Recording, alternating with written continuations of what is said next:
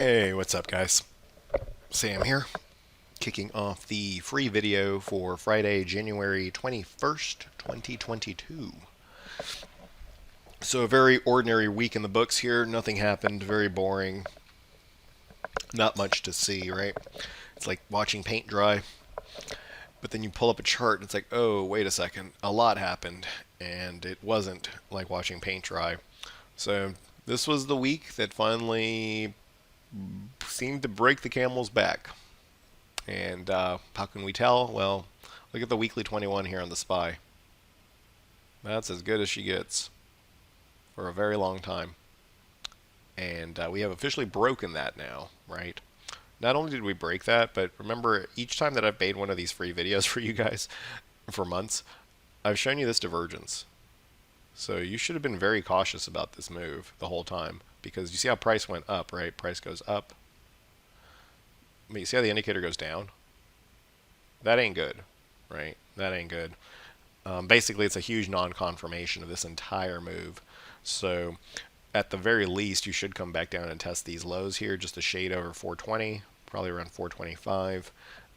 But you also are getting sell signals here, right? You see the stack of sell signals there that you're getting? The last time that you got that stack of sell signals was back here, right before COVID, right? So you had COVID hit, which was what they called it, a once in a 100 year phenomenon. You had sell signals. You had a massive crash, 35% or so, very quickly. You had the buy signal, and then you just stay in trend the whole time for years, at least 18 months. And now it's over. So you can see here the daily 200 as well. We just sliced through that like it wasn't even there. The signals were there. I mean, this shouldn't be too surprising. Look what the momentum looked like underneath the surface. The red line has been falling the whole time, and at least for a couple of weeks, at least since November. You see how the green line has been below the red?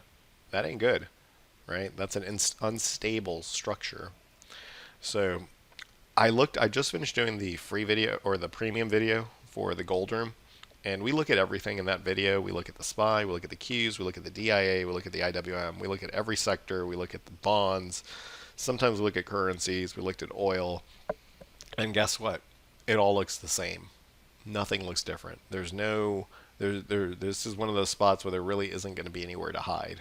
So, as a trader and as a trader that needs to prepare themselves for the next week, I wouldn't focus too much on scans.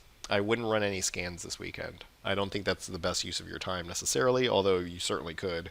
But I think the better use of your time is just focusing on the indices, the SPY, or, for example, the QQQ, and try to find a spot where you think they can actually do something different. Because if you think they're just going to drill, and it is setting up that way for more, then it doesn't matter, right? You're not going to find a honey badger in that environment. You just short the index. The Qs here actually have worse structure than the SPY because you see how it was holding the weekly 21 the whole time? This is the first test of the weekly 50, and you just went right through that thing. So then you now have to deal with this because you have nothing but sell signals, and you're nowhere near where you're going to get a buy signal. The buy signal will start to look like a U or something, like a U shape. So not a very exciting video for you today because there's not a lot of nuance, and in some ways it makes our job easier because then we all just have to focus on one thing: SPY, QQQ. If those go up, whatever stock you're looking at is going to go up. And if those continue going lower, whatever stock you're looking at continues going lower. So here's kind of what I'm expecting going into next week. One, it's pretty surprising that the weekly 200 here on the Qs was just blasted, right? There was no respect for that 200 at all.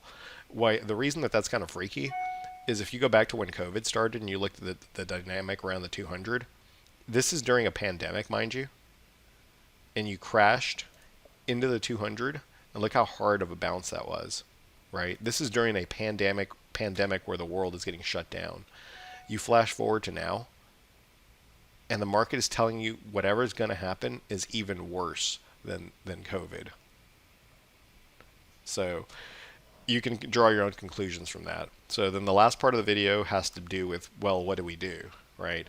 Now, for the most of us here, being professional traders, we're going to have a little bit of a hard time chasing the short when you're just puking down in a straight line, basically 10% on the Qs. So what you want to see is you want to see this bounce back into falling moving averages, and then you open up the short, right? The market is without question a short here. IWM, I think, is actually the best short, although I definitely think you can short the Qs because they have the most meat on the bone.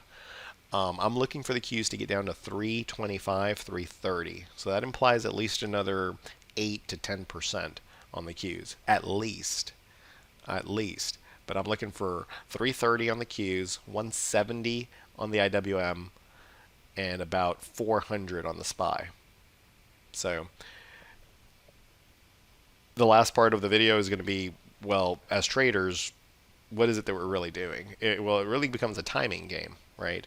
Now, on Monday, it's entirely possible that Monday's a bloodbath, right? Entirely possible. When you close like this, it sets up what's called margin call Monday, which is when folks that are holding on to their positions and praying to God that they'll come back, but they haven't sold, and they go into the weekend with these positions. On Monday, the broker says, you know what, you're done, and they close the positions at whatever price, and then that creates just this gigantic flushing sound.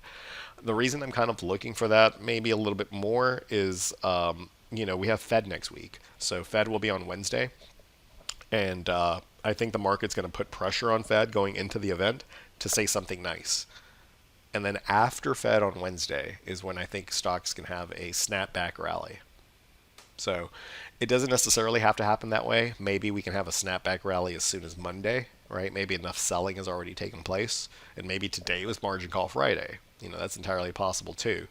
But the Fed event next week, I think, is the pivot. So if you rally into Fed and then Fed doesn't change anything, you sell it. If you don't rally into Fed and then Fed changes something around the language, then it's a buy for the pop, but you buy it understanding that it's not going to hold. Okay? And I'm not going to bring any stock picks today because nothing really matters. Every stock basically is red. Just choose your flavor of red. So focus on the indices, number one, and then have an idea of what VIX is doing. And it makes your job simple going into next week, because if there's no setup on the SPY or the Qs and the VIX still has a setup to the upside, you can either get short or stay flat and wait for a better opportunity. So not a lot of nuance on this video, guys, but I think we explained it as best we can in terms of what's going on, what you should look for, and then what to look for next week in terms of the Fed, using that as kind of a pivot point for either a short covering rally or more reasons to sell. So keep an eye out for that. I really like puts out until March on whatever index of your choice on a bounce. I think that's a good play. And then you just see how low is low, and you start to see if we can get down to 400 on SPY, 170 IWM, or 330 on the Qs. All right, guys. Well, that's my time. Thanks for stopping by. I don't mean to tell you scary stories on a Friday, certainly. So go watch something cheerful on YouTube. Unless you're short, then you're already happy enough, and you don't care if I tell you scary stories or not because you're too busy counting your money. But, we have to be realists, guys. And, this has been a long bull market. There's overwhelming signs now. The signs are just overwhelming that it's over.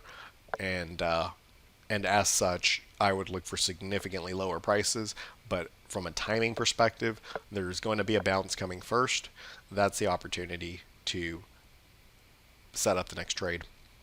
All right, guys, that's my time. Thanks for spending some of your Friday with us. Be sure to leave us a like and a subscribe before you go somewhere else on the YouTube. And I will catch you guys next Friday. Cheers. Hey, guys, this is Sam, and I'm the Director of Equities at Simpler Trading. I want to thank you for watching this video. And before you go somewhere else on the YouTube, I'd like to ask that you comment and like the video. It really does help us out with the algorithm and getting the message out to more folks who like to see our content. Also, be sure to click the bell notification and subscribe to our channel so that you never miss anything that comes out. If you want to watch us trade in real time using our own money, come over to simplertrading.com and learn how to sign up. I hope you have a great rest of your day, and we'll see you for the next video. Cheers.